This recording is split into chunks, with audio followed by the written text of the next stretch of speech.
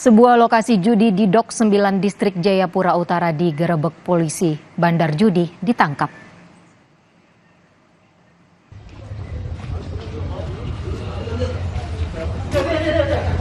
Saat digerebek, para peserta judi berusaha kabur. Tim Resmob Jatan Ras Ditreskrimum Polda Papua kemudian menangkap satu orang yang diduga bandar judi.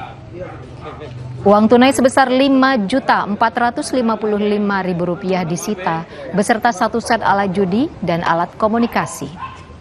Penggerebekan dilakukan karena warga mulai resah dengan keberadaan lokasi judi ini.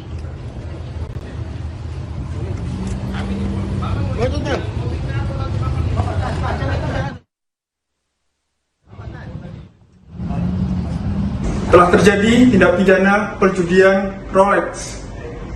Adapun tersangka yang telah kami amankan berinisial HDM dengan barang bukti berupa satu buah mesin pemutar Rolex, satu buah spanduk, dan sejumlah uang tunai.